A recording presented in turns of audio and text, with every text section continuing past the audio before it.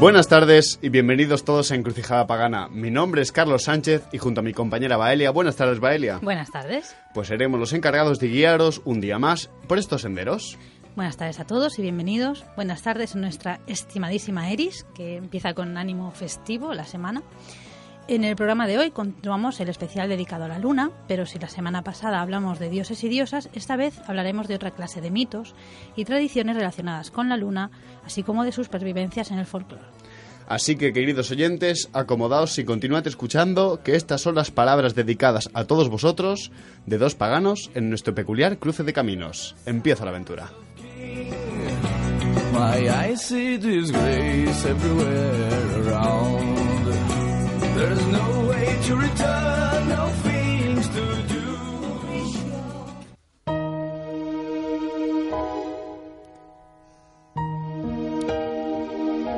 Bien, pues empezamos el programa de hoy hablando de la relación de la luna con la muerte. Comentábamos la semana pasada que la luna compartía con las criaturas de la Tierra el proceso del devenir: nacer, crecer, menguar y desaparecer, y que en muchas ocasiones el regreso a los cielos del astro podía interpretarse como una promesa de regeneración de la naturaleza, así como de que la muerte no era el fin.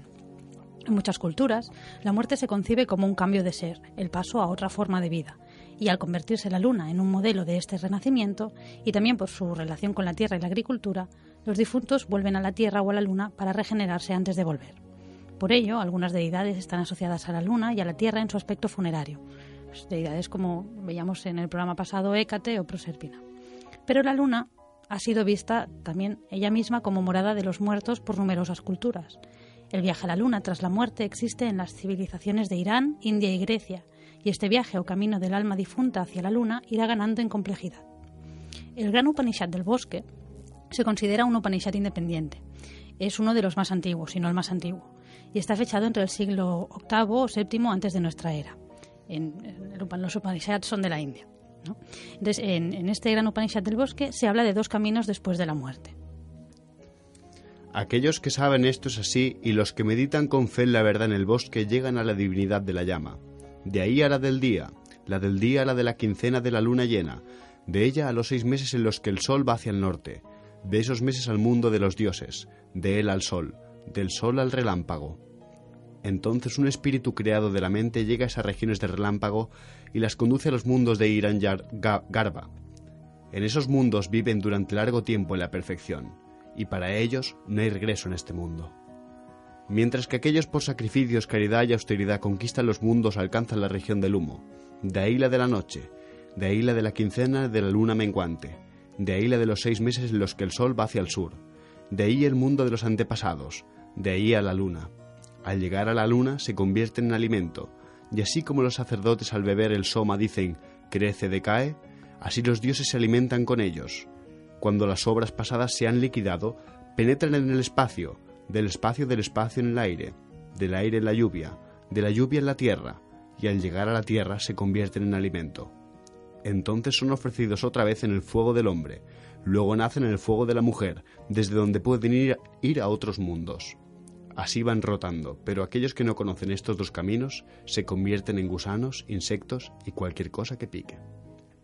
Según este Upanishad, aquellos que alcanzan el conocimiento siguen el camino del sol, después de muertos, y quedan liberados del regreso, mientras que los que han llevado una vida recta, pero sin alcanzar la comprensión, vuelven para iniciar todo el proceso. Sin embargo, aquellos que no siguen ninguno de los dos caminos, o sea, ni el camino de la comprensión, ni el camino, digamos, de la vida recta, pues pierden la oportunidad de trascender a otro plano de existencia.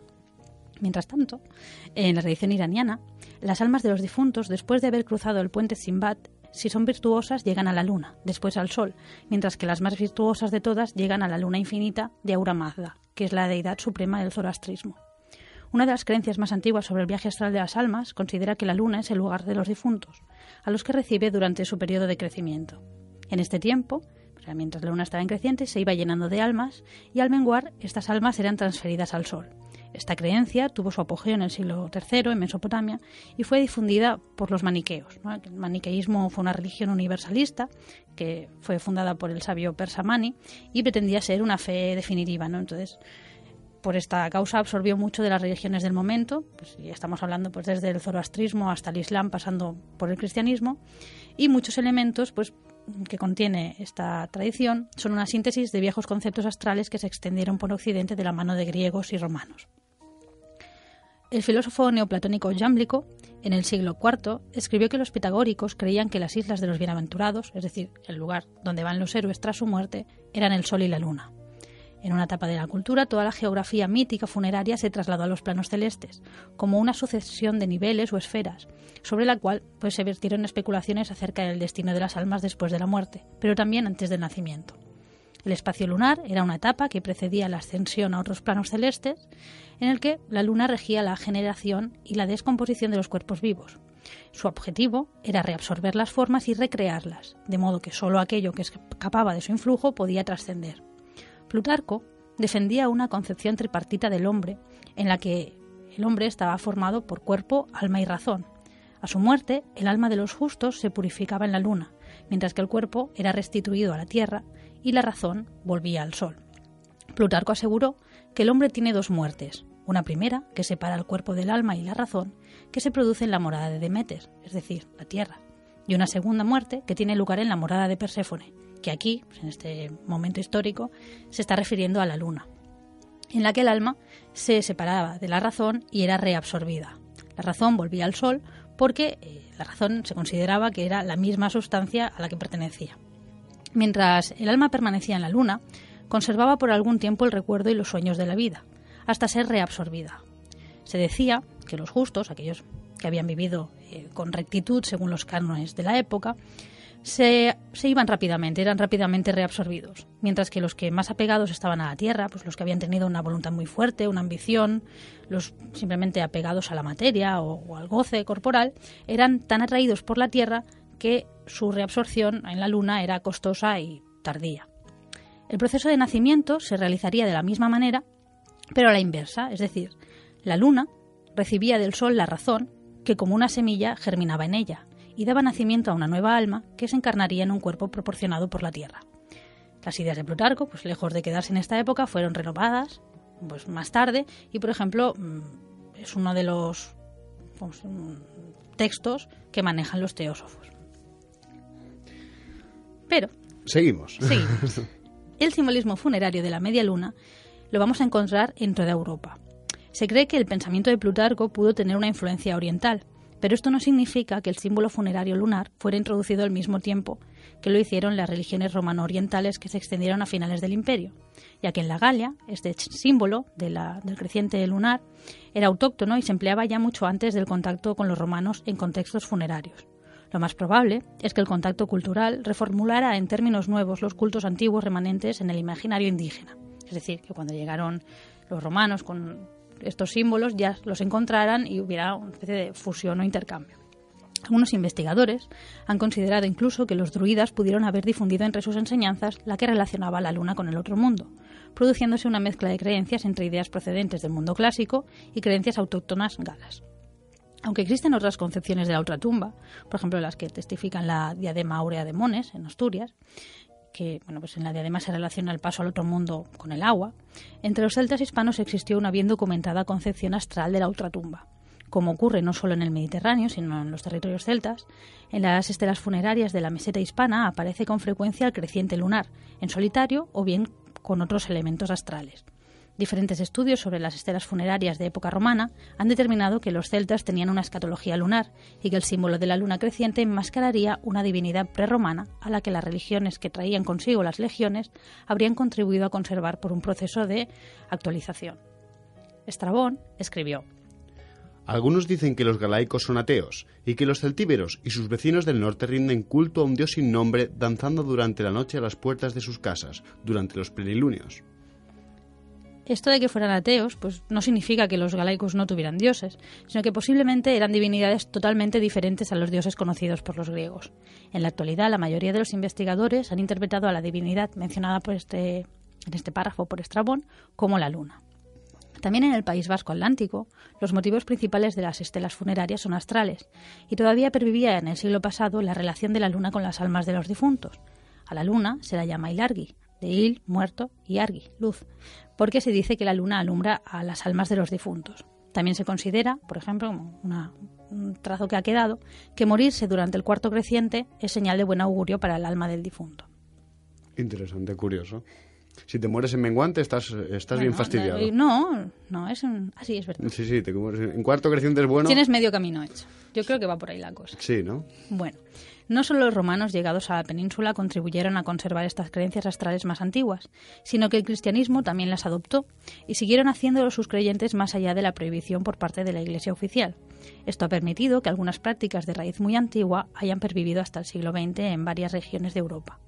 A la llegada del cristianismo a Galicia, los dogmas cristianos se mezclaron con las antiguas creencias. La religión astral influenció el pensamiento cristiano, si bien estas aportaciones serían condenadas en el primer concilio de Braga, celebrado en el año 561. Si alguno cree que las almas y los cuerpos humanos están ligados a los hados celestes, como afirmaron los paganos y Prisciliano, sea anatema. Prisciliano fue un obispo hispano, originario de Galaecia, y como nota, fue el primer sentenciado a muerte acusado de herejía ejecutado por el gobierno secular en nombre de la Iglesia Católica. Tras su ejecución, sus seguidores mantuvieron su doctrina al menos durante 2 siglos más, sobre todo en su tierra de origen, como lo demuestran los sucesivos concilios convocados para tratar este tema. A Prisciliano se le criticaban muchas cosas, era un hombre de pensamiento libre, por decirlo así. Sí. Entonces, una de las cosas que hacía eran reuniones nocturnas en bosques, en cuevas, y con el baile como una parte importante de la liturgia. Las ceremonias, incluso lecturas de textos sagrados, incluían tanto a hombres como a mujeres, ¿no? Y bueno, daba igual si eras libre o esclavo. Otra cosa curiosa que tuvo Prisciliano fue la sustitución, no se sabe por qué razones, de la consagración oficial con pan y vino por leche y uvas. Probablemente una de las razones por las que fue perseguido fue que intentó la reforma del clero a través del celibato y la pobreza voluntarias, ¿no? Y abogó por una interpretación directa de los textos evangélicos, es decir, intentaba superar el literalismo en la interpretación de la Biblia. Otra cosa que tampoco debió gustar mucho en la época es que exigiera que la Iglesia volviera a unirse a los pobres. Bueno, pues este hombre, que tuvo sus seguidores en su época, que pervivieron bastante tiempo, guardaba, y de hecho otros cristianos de la época también, una creencia en que cuando las personas morían ascendían a los astros, ascendían a las estrellas. Y pues, mucho después de que fuera prohibido, digamos, por la Iglesia oficial, muchos cristianos continuaron, incluso en textos literarios, pues escribiendo que Dios o la doctrina cristiana lo que enseñaba era el camino para ascender a las estrellas o a los cuerpos celestes después de la muerte. Así como las formas o los nombres cambian, las estructuras permanecen de un periodo a otro, ¿no? De un culto a otro, conservándose en muchas ocasiones en el folclore o lo que llamamos la cultura popular. Podemos decir que la transmisión oral es similar a la de un sobre cerrado, que puede pasar de unas manos a otras sin ser abierto, pero conservando su contenido. De igual modo, ciertos elementos de la cultura popular pueden contener en sí una cosmovisión compleja que pasará desapercibida en la mayoría de los casos, pero que también puede ser reconocida por los iniciados en ciertas materias, ¿no? Por esto, y especialmente después de hablar con Francis Ashwood, en el programa que dedicamos a la brujería tradicional, pues siempre intentamos distinguir un poco entre la brujería folclórica, que digamos sería las cosas tal como pasan, sin una explicación ulterior, y la brujería tradicional, que en este sentido pues implicaría un conocimiento más complejo de las estructuras que hay detrás y de lo que pueden significar, ¿no? Pues una relación con filosofías antiguas o con sistemas de pensamiento pues más complejos.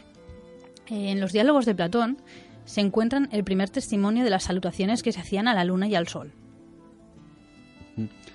Al parecer el sol y la luna, y al esconderse en el ocaso, escuchan y ven postraciones y reverencias no solo de todos los griegos, sino también de los bárbaros, cuando se encuentran en variadas calamidades y en buenas situaciones.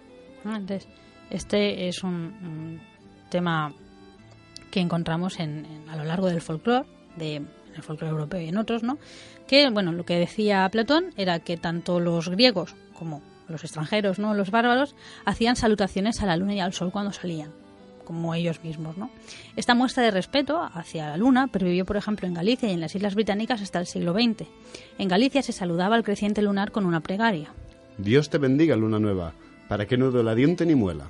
En un manuscrito del siglo XVII se recogen varias prácticas escocesas relacionadas con la luna nueva. Por ejemplo, daban 3 vueltas completas y luego arrancaban manojos de hierba y los ofrecían a la luna dándole las gracias a Dios.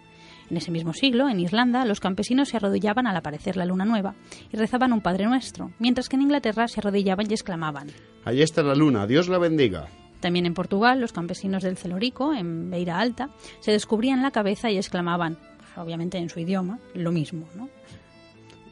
Allí está la luna, Dios la bendiga. También en la Beira Alta, al aparecer la luna nueva, rezaban: Dios te salve, luna nueva, que me libres de 3 males. Primero, del dolor de dientes. Segundo, del fuego ardiente. Tercero, de lenguas de mala gente y del infierno principalmente. Esto del fuego ardiente hace referencia al fuego de San Antón o a entenderíamos lo que eran las intoxicaciones por el hongo del cornezuelo, ¿no? En Guimarães, Portugal, también se reza a la luna para recuperar la salud. Bendígame Dios y la luna nueva. Todo el mal que tengo de mí va afuera. En Murcia se documenta un conjuro para aumentar la fortuna, a realizarse igualmente con la luna nueva. Luna nueva, clara y hermosa. Como tú creces, que crezca mi bolsa. Entonces había un poco para todo. La idea es esta, ¿no? Cuando la luna mengua se lleva cosas, cuando la luna crece, pues crecen cosas.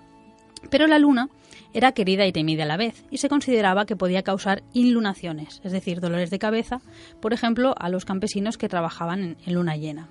En Ellín, Murcia, se consideraba que antes de erradicar un mal de ojo era necesario apaciguar a la luna. Luna mala, tente llana, que se deshaga el mal de ojo como la sal en el agua. En la Codosera, en Badajoz, el tratamiento para curar el alunamiento, que también recibe el nombre de quebranto, lo efectúa normalmente una mujer vertiendo en un plato agua limpia mezclada con unas gotas de aceite. Entonces, con la mano traza varias cruces sobre el plato o palangana y recitando ciertos versos para expulsar a la luna del cuerpo del alunado. La luna bendita por aquí pasó, el rostro de el posible afectado se llevó y el suyo dejó. La luna bendita volverá a pasar, el rostro de otra vez el afectado dejará y el suyo se llevará. Yo te bendigo de luna y quebranto en el nombre del Padre, del Hijo y del Espíritu Santo. Bueno, entre otras afecciones que podía causar la luna, pues estaba su influencia en lo referente al embarazo y al parto, ¿no? Por ejemplo, si se engendraba en luna llena, el niño sería varón, y en cuarto creciente pues también sería varón. En cuarto menguante siempre traería niñas. Y se desaconsejaban sobre todo los embarazos en luna llena, que se creía que podían traer consecuencias fatales. En el momento de parir, algunos consideraban nociva la luz de la luna, pero al nacer el bebé se ponían amuletos con forma de media luna, entre otros, ¿no? O sea, había amuletos por ejemplo, hechos con ajos o con dientes de jabalí, ¿no? Pero una de las formas que se adoptaban era esta forma de media luna y se ponían en la cuna como protección. También se ponían esta clase de amuletos en forma de luna en las puertas de las casas y los establos. Y también se recurría a la luna, ¿no? Pues para cuestiones secundarias, ¿no? Como indagar acerca de próximos matrimonios o para pedir fertilidad. Bueno, pues muchas gracias, Baelia, por toda esta información que nos has regalado. Y ahora vamos a una breve pausa musical y en breve volvemos con más información sobre la luna y después una pequeña entrevista a Hester que nos va a explicar unas cuantas cositas de un evento que se está organizando. Así que os esperamos en 3 minutitos.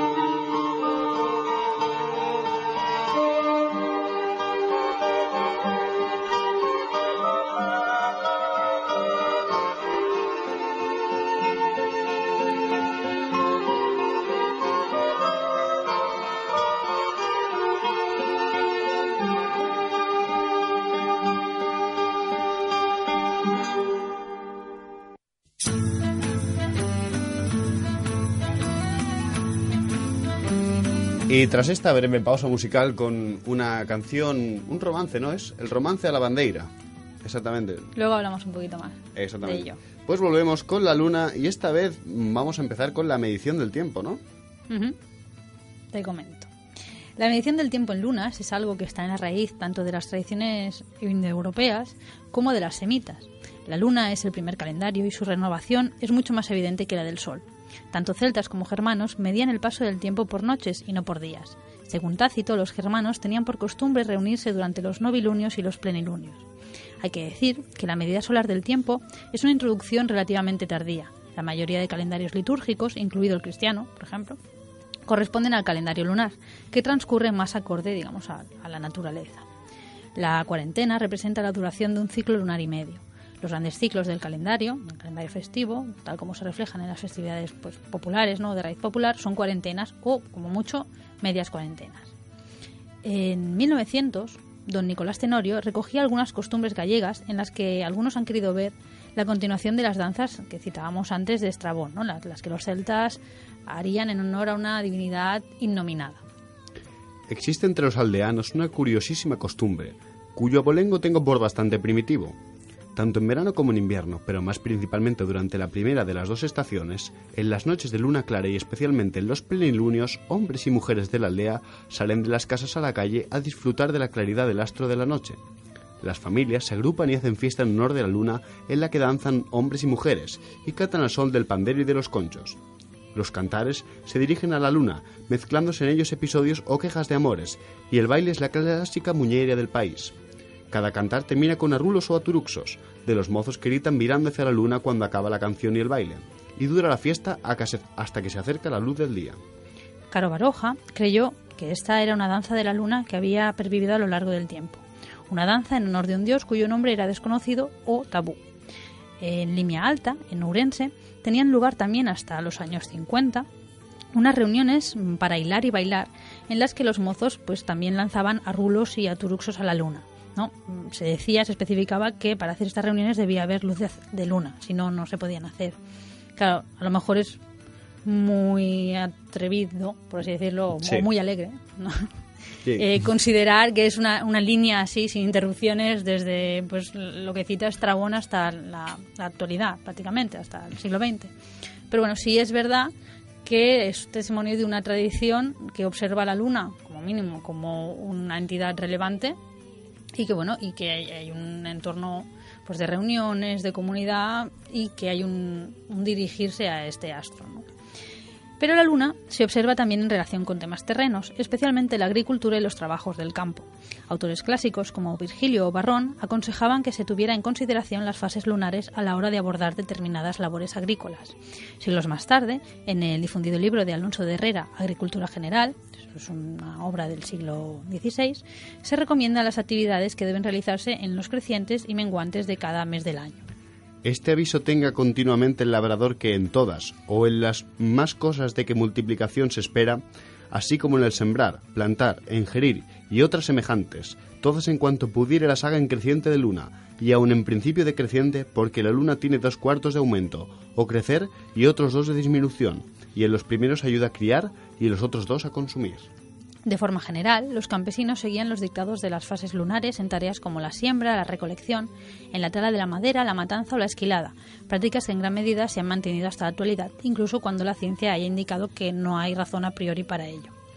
Entre estas labores, como veíamos al hablar de las festividades gallegas, no puede faltar la del hilado. La luna, como medida del tiempo y señora del devenir, ha sido considerada en varias culturas la hilandera del destino, y de hecho las moiras griegas guardan aún esa conexión lunar. Porfirio, por ejemplo, las consideró deidades lunares, y en los textos órficos aparecen como parte de la luna. Así como se han visto conjuros que funcionaban creciendo, o sea, funcionaban con el crecer o el menguar de la luna, también se hacían conjuros que se hacían con el hilado o el tejido, ¿no? O haciendo un tejido o deshaciéndolo. Es interesante porque esto se sigue haciendo, o sea, la costumbre de la luna menguante para magia positiva y la creciente para magia más positiva y la menguante para magia más negativa o quizá de desprenderse, ¿no? Sí, para atraer, soltar. Exactamente, sí. Pero incluso en otras cosas, como cortarse el pelo. Sí, se sigue diciendo. Sí, Y hay gente que se lo cree. O sea que lo siguen, que lo creen de verdad y lo siguen a rajatabla, o que lo asumen así, sin cuestionarlo. Totalmente. ¿no? Como una parte de la tradición. A modo de curiosidad, mi abuelo me decía que cuando tú plantabas un ajo en luna creciente, el ajo salía solo de la tierra y se quedaba ahí. Tenías que plantarlo en menguante para que se fuera hacia abajo. Y él afirma y atestigua. Yo llamo a los oyentes que si alguno ha plantado ajos, es agricultor o lo que sea, Sí. si nos puede dar todo aquel que testimonio tenga de esto. huerto. A ver, lo que se decía también era que solo siguiendo las fases de la luna, es que había un refrán y todo al respecto, no recuerdo, pero bueno, decía que si tú solo observas las fases de la luna no vas a tener mejores cosechas por eso, ¿no? Tenías que tener en cuenta otros factores, ¿no? Por la calidad de la tierra, el agua, el clima y tal, ¿no?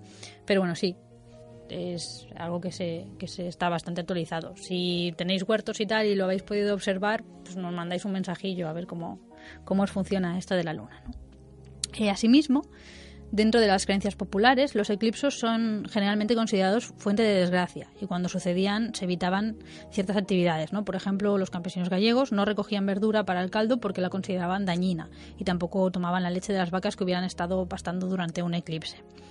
Una superstición, por ejemplo, aseguraba que si un niño nacía durante un eclipse de luna, toda la familia sufriría un sinnúmero de desgracias. Hay pues muchas creencias así tradicionales en el entorno de la luna. De esta visión negativa de los eclipses, en las que, por cierto, tanto en la antigüedad como en época más reciente, cuando había un eclipse, para espantar al mal, se solía hacer mucho ruido, lo vimos también en algún programa anterior. Bueno, pues de esta visión negativa de los eclipses hemos encontrado una única y bastante curiosa excepción en la narración de un pastor de una de las últimas aldeas de Yeste, ¿vale? Según esta historia, que fue recogida pues por unos estudiosos, estaban por allí recogiendo temas de folclore, pues el pastor contaba que hubo en el pasado un matrimonio entre la luna y el sol, pero acabó mal porque ambos querían para sí todo el poder y toda la riqueza. Esto provocó una guerra entre los astros y cada uno fue seguido por aquellos que le eran afines. Con el sol se marcharon los trabajadores, la gente de la luz y los cristianos, mientras que con la luna permanecieron los que no querían trabajar, los salteadores y los malos vivientes. Y aquí, por ejemplo, se incluirían, por supuesto, los brujos. Pero de vez en cuando el sol y la luna se volvían a juntar en uno solo, renovando su alianza y su matrimonio, y producían esta unión el eclipse. El relato del pastor se ha visto como una forma más completa de otros textos que llegan a la actualidad y presentan al sol y a la luna tanto como amantes como rivales. El sol le llaman Lorenzo y a la luna Catalina. La luna alumbra de noche y el sol alumbra de día. La luna y el sol partieron el día en dos mitades. Las mañanas son del sol y de la luna las tardes. El sol le dice a la luna, descolorida y cobarde, vale más mi cobardía que la hacienda de tus padres. El sol le dice a la luna, anda y vete a recoger, que a deshora de la noche no anda ninguna mujer. La luna contesta alegre, soy mujer y puedo andar, más vale andar a deshora que no de día quemar. Bueno, Es decir, que las us las pone el texto. Sí, claro. Es un relato asturiano, en el que No es asturiano. ¿No es asturiano? Si no recuerdo mal, en concreto es de la zona de La Mancha. ¿De La Mancha? Sí, Curioso. pero sí es verdad que, o sea, es una copla, ¿no? Y hay variaciones del mismo texto, cambian algunas palabras y tal, pero la estructura suele ser la misma. En Asturias también hay, de las que vi, ¿no? En Extremadura, incluso alguna de más al sur. Y bueno, de hecho, el tema de llamar al sol Lorenzo está también bastante extendido, ¿no? Ya. Sí, es un típico. Y Lorenzo, a todo esto, la etimología de Lorenzo se dice que puede venir del dios Luc. En teoría, lo leí hace tiempo y no lo puedo atestiguar, pero por lo que se cree, ¿no? El nombre de Lorenzo proviene de alguna manera, que los etimólogos sabrán, porque yo de etimología, pues lo siento, a mis oyentes he de decir que no sé nada. Sí, espérate, te voy a decir. Lo he visto antes. Bueno, lo ha visto, pero ahora tenemos que seguir. No, la historia era la siguiente. Cuando se quiso cristianizar al dios Luc, como su festividad era en Lugnasad, en esos mismos días se celebra San Lorenzo. San Lorenzo significa, si no me equivoco, el laureado. Tiene el mismo origen que Laura, ¿no? Pues ya está. Entonces, en los días más calurosos del año, que son la primera quincena de agosto, por así decirlo, son las fiestas de Lorenzo. Y en principio, de ahí podría venir la asimilación o la relación entre Lorenzo, o San Lorenzo, y el sol. Aparte de que también pues luego se pudiera relacionar de una u otra manera con el sol, ¿no? Que a la luna le llamamos Catalina sigue siendo un misterio. Aquí sí que no encuentro ni una pista. Nada. Pero bueno. Ya en el programa anterior vimos la pareja Luna-Sol como hermanos en la configuración relativamente tardía de Apolo y Artemis, o de Febo y Febe. También en la cuentística permanecen algunos relatos que muestran al Sol y a la Luna como hermanos, por ejemplo en las versiones españolas del cuento de Blanca Folgore, que además son devoradores. Un cuento curioso que vale la pena revisar, ¿no? A medida que transcurre el tiempo, y especialmente en la Edad Media, el Sol va ganando protagonismo como astro rey y la Luna se convierte en su complementaria y en ocasiones también rival. Es la reina de la noche, ¿no? Cada uno de los dos están, tanto el Sol como la Luna, a la cabeza de dos mundos opuestos en un dualismo que cada vez crece más. Por supuesto, al reino de la noche pertenecen brujos y brujas y la Luna se convierte en su señora. Y esto es una forma bastante feudal, ¿no? La Luna es así, señora, es también testigo, cómplice y en ocasiones maestra. Al hablar de las tradiciones de brujería, veíamos cómo se identificaba a la líder de la caza salvaje como Diana. Pues Diana aquí ya no sería esa Artemis Arcadia, sino que sería ya asimilada o relacionada directamente con la Luna, a la que ya se había cargado con este significado de reina de los muertos, de la magia y de lo salvaje, ¿no? El culto femenino y nocturno se lleva a cabo en oposición al culto diurno del Padre o del Sol, asociado pues así, ¿no? Simbólicamente con esta visión de luz, ¿no? Y como veíamos en el cuento del pastor, los cristianos se quedan con el Sol. Es la asociación que se hizo pues esto a la Edad Media, un poquito más adelante. Se considera al Sol como señor de la actividad y del reino de lo manifiesto, mientras que la Luna reina sobre el lado oculto de la naturaleza, ¿no? Se considera que tiene un aspecto pasivo, receptor y femenino. El Sol, contra, rige lo manifiesto, la Luna lo incierto, el sueño o la fantasía. Como vemos en algunos conjuros, es protectora, pero también es peligrosa. Tiene este punto de ambivalencia. En la tradición alquímica, la Luna y el Sol representarán respectivamente al Mercurio y al azufre, si no me equivoco. Sí, pues al Mercurio y al azufre o a la plata y al oro. Ambos, al fin y al cabo, dos principios opuestos, de alguna manera. Ajá, y estos opuestos deberán unirse en matrimonio sagrado para dar lugar a la gran obra. Sin embargo, pues no hay que olvidar que las mitologías germánicas, bálticas y eslavas seguirán considerando al Sol una entidad femenina y a la Luna una entidad masculina. O sea, cuando podamos ir dedicando programas a la mitología, pues a estas mitologías, lo veremos con más profundidad. Pero bueno, que solemos leer que la Luna siempre es asociada a lo femenino y no es así, no es siempre. Es en la mayoría de ocasiones y en nuestro contexto cultural. Bueno, pues muchas gracias, Baelia. Y ahora ya tenemos al teléfono a Gester, si no me equivoco. Y en breve pues nos van a pasar. Así que, buenas tardes, Gester. Gester, Eris hoy está divertida y Mercurio retrógrado y no te escuchamos nada. Buenas tardes. Buenas tardes. Ahora sí. Ahora, por fin, buenas tardes. Hola, Ahora sí. Hola, Carlos, hola, Baelia. Buenas tardes, ¿todo bien por ahí? Buenas tardes, desde Lugo. Tenemos una tarde lluviosa, como viene siendo habitual aquí en estas tierras. Muy tradicional. Tiempo, pero todo bien, todo bien. Muy bien, hombre. Bueno, Gester, pues ya estuviste con nosotros en el programa que dedicamos a Isis, comentándonos un poco el tema, pero te vamos a pedir que nos refresques un poco qué es Isadora con motivo del congreso que estáis preparando. Pues por supuesto, yo encantada de compartirlo con vosotros. Isadora es un ISEUM que creé en marzo de 2013. Lo fundé tras mi iniciación como sacerdotisa. El caso es que Isadora, en noviembre del 2014, hace apenas unos meses, se convirtió también en un Lyceum. Es como una categoría superior al yo iniciarme como sacerdotisa hierofante en el Fellowship of Isis, en la hermandad de Isis. Por lo tanto, ahora Isadora no solo es un Iseum, sino también es un Lyceum. Es un punto de encuentro, es el hogar de la diosa, es un lugar donde pues hay una amalgama de cosas, es decir, Isadora es tanto un foro como un templo, como un santuario, como una escuela, como una tienda roja, como una biblioteca. Podéis entender un poquito pues todo el tipo de información y de actividades que manejamos en el interior de manera virtual, obviamente, a través de la página web de Isadora y a través de un grupo de Facebook que tenemos también habilitado para Isadora. Esto es así el resumen de lo que es.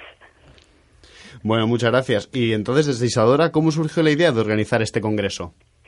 Pues mira, yo siento que era el paso natural desde marzo del 2013, en que iniciamos la actividad, y hablo en plural porque ya somos como 200 miembros que están, más la gente que suele ver la página web y suele escribir, o sea, es un volumen importante de miembros y de personas que están conectadas.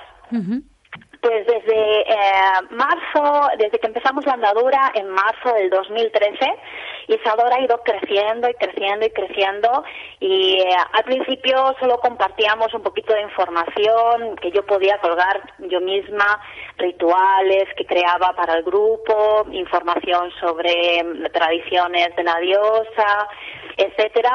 Y poco a poco fue creciendo, y a medida que iba creciendo el grupo, pues iban creciendo las colaboraciones. De hecho, ya Isadora, dentro de la página web se pueden ver noticias, se puede ver información sobre los sabbats, información, colaboraciones de distintas personas que están dentro de la tradición esotérica occidental o dentro de la tradición de la diosa de diferentes partes del mundo.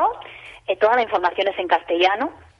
Eso es importante. Y voy invitando a determinadas personas y otras personas miembros que se ofrecen a colaborar, y ha ido creciendo tanto, creciendo en proyectos, como expandiendo un poquito los tentáculos, y llegó el punto precisamente antes de mi iniciación como hierofante en que yo sentía que necesitábamos ir otro pasito más allá.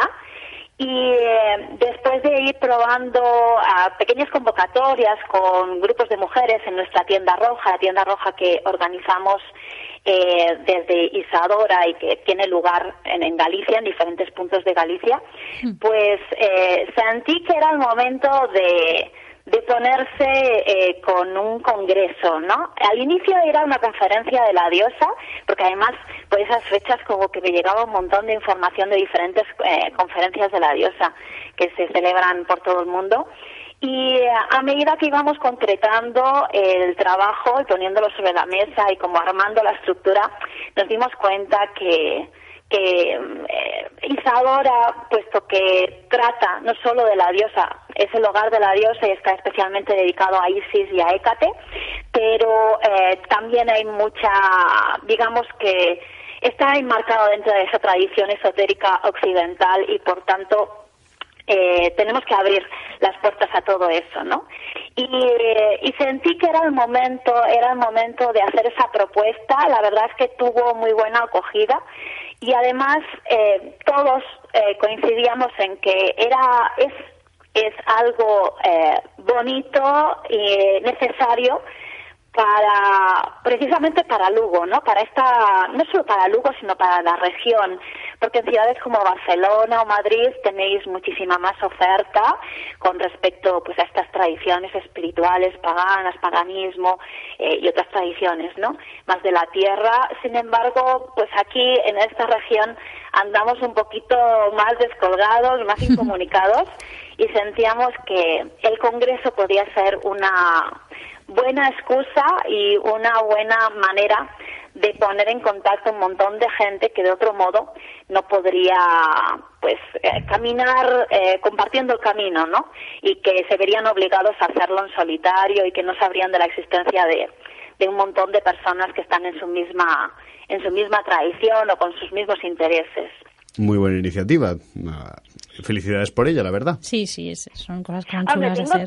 Tengo que reconocer que vuestra propuesta, la propuesta que lanzasteis también como una conferencia que hicisteis justo a finales del 2014, fue muy inspiradora. A mí nos alegramos. Muchas gracias. La verdad es que los caminos de Eris son inescrutables. No, pero está bien, o sea, que la gente se pueda reunir en momentos cuando buscas información. A veces es importante, ¿no? Contar con otras personas, saber que están ahí, ¿no? Pero bueno, a todo esto, ¿cuándo y dónde va a tener lugar el Congreso? Mirad, el Congreso va a tener lugar el 17, 18, 19 de abril de 2015. de este año. Es un fin de semana, es viernes, sábado y domingo, que además coincide con luna oscura y luna nueva, y va a tener lugar en la ciudad de Lugo, en el Hotel Méndez Núñez, que está en la calle Reina. Uh-huh. Y dejadme que estoy mirando el cartel porque no me acuerdo del número. Mira, eso tranquila, nos pasa a todos. Número 1. Toda la información del Congreso la tenemos colgada en la página web de Isadora, que es www.portalisadora.es. Y pues sí, va a tener lugar en la ciudad de Lugo, va a tener lugar el viernes, va a empezar el viernes por la noche, a partir de las 8:30 vamos a hacer la presentación, bienvenida y una primera ponencia. Y todo el sábado van a haber lugar 4 ponencias diferentes. Hemos dejado bastante aire entre ponencia y ponencia, pues para que los asistentes tengan lugar a charlar, a comentar, a intercambiar tarjetas, si desean, a hacer contactos, ¿no? Y compartir. Y al final de ese sábado haremos una mesa redonda con todos los asistentes y todos los ponentes. Y el domingo tenemos previsto hacer un taller al aire libre, no en la sala del hotel, sino al aire libre en Lugo, en una zona muy bonita que está a las afueras de Lugo, apenas 13 kilómetros, sobre Wicca, que lo va a realizar. Es un taller que va a estar a cargo de uno de los ponentes. Muy bien. Y en ese congreso, precisamente, ¿qué personas van a intervenir? Pues mirad, los ponentes, bueno, tenemos un lujo de ponentes, chicos, que... Sí, algunos lo conocemos ya. No doy crédito de que se hayan sumado a esta propuesta tan grande y tan descabellada, ¿no? Por momentos a veces pienso que igual no va a ser posible, pero siento que la voz de Hécate y de Isis van diciendo por ahí que sí, confía, adelante, tira para adelante. Bueno, pues le pedí a diversas personas que colaboraran, las invité y para mi sorpresa aceptaron. Ahí tendremos a Andrea Ángelos, que es sacerdotisa y practicante de magia. Ella pertenece al Covenant of Hécate, es una de las portadoras del Covenant of Hécate y lleva uno de los santuarios del Covenant en Londres, santuario de Hécate Magna. También tiene un Iseum afiliado a la Fellowship of Isis, que estaba en Chile, pero recién se ha trasladado todas las actividades a la ciudad de Atenas, así que desde Londres o Atenas, porque reparte su tiempo entre esas dos ciudades, va a venir Andrea Ángelos a hablarnos sobre Wicca iniciática y nos va a dar ese taller donde va a poner en práctica y en común al aire libre, pues con los asistentes que deseen, pues cositas sobre Wicca iniciática.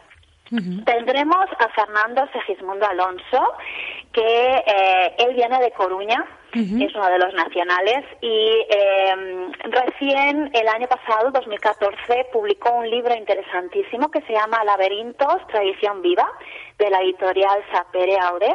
Uh-huh. Y él es miembro de la Sociedad del Laberinto, os lo digo así en español porque el nombre de la sociedad es en inglés, y compagina su actividad laboral con la investigación sobre historia, simbolismo, diseño, sobre los laberintos y las relaciones herméticas. La verdad es que es un gran conocedor sobre ese tema y nos va a poder charlar no solo de lo que dice el libro, que está muy orientado desde una visión histórica, sino también ahí nos va a poder dar un montón de información a nivel hermético, mágico, un poco más así, más esotérico. Tenemos a Danae Soria, que nos va a venir desde Atenas, imaginaos. Ella es española, nacida en Granada, y empezó su camino con la Wicca ecléctica, uh-huh.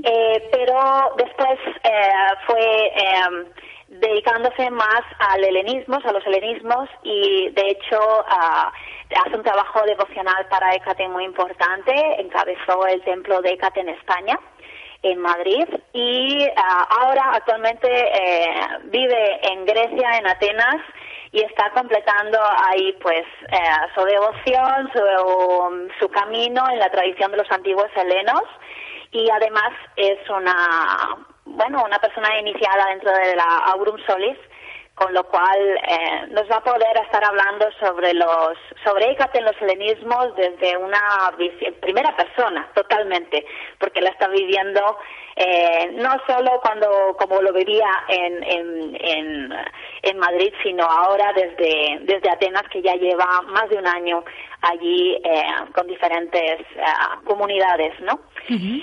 Tenemos a Carmen Currás, que ella también es nacida en Lugo, pero actualmente vive en Coruña. Uh-huh. Y ella es de la rama Banatru y va a estar hablándonos sobre Sis, sobre brujería tradicional nórdica.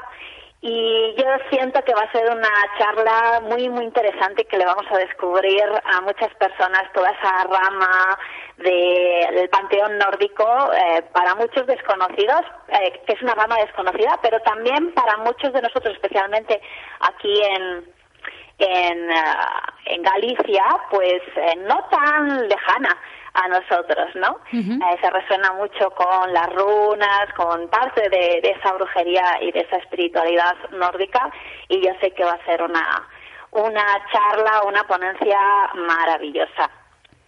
Y bueno, tenemos, esto sí que yo cuando me dijo que sí a mi invitación, teníais que haber visto mi cara, los ojos como platos, a Tara Sánchez, que Tara Sánchez es practicante de Wicca iniciática, también forma parte de la tradición druida y es devota de la diosa Hécate. Ella es también una de las portadoras de Antorcha y fundadoras del Covenant of Hécate, y también ella lleva un santuario del Covenant dedicado a la revelación de los misterios de la diosa, y es la autora de uno de los libros de cabecera para todos los que seguimos el camino de Hécate, que es The Temple of Hécate. Solo está en inglés, no está traducido. Y bueno, cuando le propuse a Tara Sánchez, la invité yo con todo convencimiento, diciendo, bueno, no pierdo nada por preguntar, me va a decir que está ocupada, que estoy loca, que no puede ser, ¿no? Porque ella vive en Inglaterra. Pues, para mi sorpresa, me dijo que sí y que encantada y que estaba muy feliz de ir a Galicia porque tenía una conexión muy especial con el lugar, ¿no? Y la verdad es que hemos conseguido, pues, un grupo de ponentes excepcional, internacionales, con un bagaje importante, que pueden dar un aporte maravilloso a todos los que ya estamos en el camino y aquellos que se interesen por este camino espiritual y que no hayan tenido oportunidad, ¿no?, de estar en contacto con otros miembros. Uh-huh. Pues realmente creo que es una representación importante, tanto nacional como internacional, de muy diferentes tradiciones, y creo que nos va a quedar un congreso muy completito y muy redondito. Seguro que sí, hombre. Sí, tiene buena pinta. Así rápidamente, porque ya se nos acaba el tiempo.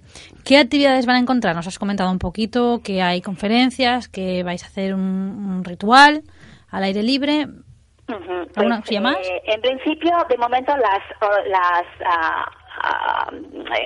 actividades que están previstas son estas que os he comentado, las que tenemos sobre papel, las ponencias, cada una de las ponencias, la mesa redonda, ese ritual o actividad al aire libre el domingo, pero estoy segura que se van a ir dando en estos meses hasta que llegue la fecha del congreso. Sé que van a irse como perfilando algunas actividades, ¿no? Porque solo por el hecho de haber escogido solo 5 ponentes, para que pueda haber bastante aire entre ponencia y ponencia, cada ponencia pues puede ser 1 hora, hora y media, y entre ellas pues hay bastante tiempo entre una y otra para que la gente pueda compartir.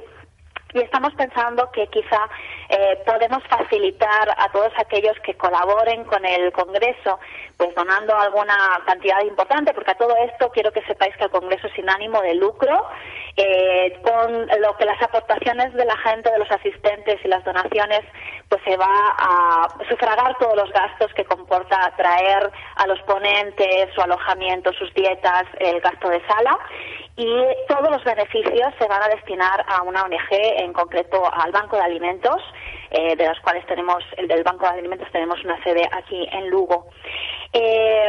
Todas las aportaciones y donaciones pues van a sufragar eso, y para las personas que hagan una donación importante hemos pensado que, puesto que es un lugar un poquito de intercambio, ¿no?, de encuentro, es posible que organicemos algún modo para que puedan tener una presencia visible en el espacio de las ponencias, para que entre ponencia y ponencia pues la gente a lo mejor pueda aproximarse y charlar con esas personas que han hecho donaciones importantes y que muy probablemente tengan actividades, organizaciones o sean personas que estén muy ligadas a la tradición y que podamos ayudarles a difundir, a crear esa red dentro de todo este camino, ¿no?, de toda esta tradición. Así que se perfilan cositas. Por supuesto, el sábado por la noche ya estoy pensando de hacer un encuentro en uno de los bares de la ciudad, un bar así muy acogedor,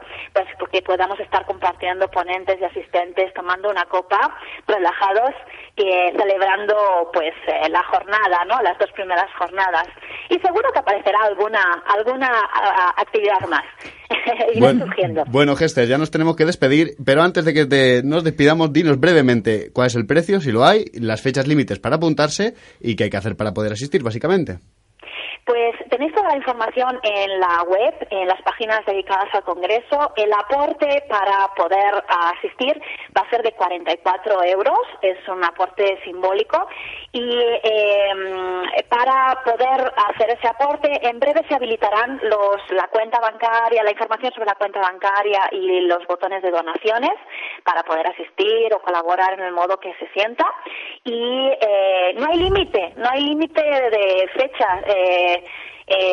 Hasta el último día podéis apuntaros y estaremos encantados de compartir con todos vosotros. Pues muchas gracias, Hester. Un fuerte abrazo desde Encrucijada Pagana y que Eris esté contigo. Y si podemos, nos vemos allí. Muchísimas gracias. Un abrazo muy fuerte, desde luego, a todos los amigos de Encrucijada Pagana y a vosotros. Hasta pronto. Un abrazo, hasta luego.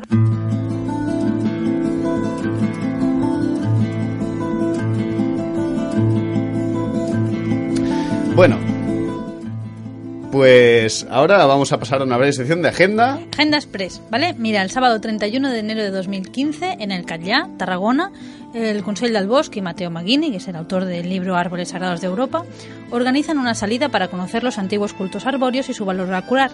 Será una caminata por el bosque hasta la encina maestra del Catllà, una ceremonia de ofrenda y una sesión oracular. Más información y reservas, porque solo hay 10 plazas, en la página www.elconselldalbosc.com. Luego os ponemos el enlace en la página, en el Facebook, ¿no?